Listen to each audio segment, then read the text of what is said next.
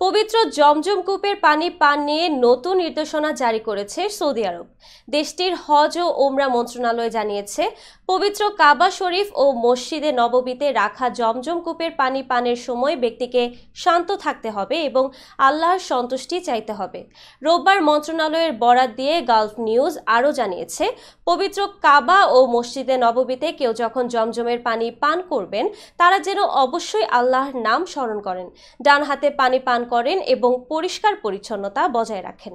এছাড়াও এই পানি পানের সময় খেয়াল রাখতে হবে যেন এটি ছড়িয়ে ছিটিয়ে না পড়ে। জমজমের পানির ট্যাপে ছেড়ে অজু না করতেও অনুরোধ করা হয়েছে। একই সঙ্গে পানি পানের পর কাপ নির্দিষ্ট স্থানে রাখা, ঠেলাঠেলি না করা, ভিড় এড়িয়ে চলা ও ভদ্রতা বজায় রাখার জন্য মুসল্লিদের অনুরোধ করেছে হজ ও ওমরা মন্ত্রণালয়। এদিকে কয়েকদিন আগে মদিনার রওজা মোবারক জিয়ারতের জন্য নতুন নিয়ম চালু করে সৌদি আরব। সৌদি হজ ও ওমরা মন্ত্রণালয়ের গত শুক্রবারের ঘোষণায় বলা হয়, রওজা শরীফে ভিড় নিয়ন্ত্রণ ও অনিয়ম কমানোর লক্ষ্যে এই নিয়ম চালু করা হয়েছে। নতুন নির্দেশনা অনুযায়ী অনুমতি ছাড়া রওজা শরীফে প্রবেশ করা যাবে না। আগের মতো অনুমতি ছাড়া প্রবেশের বিষয়টি আর বৈধ থাকবে না।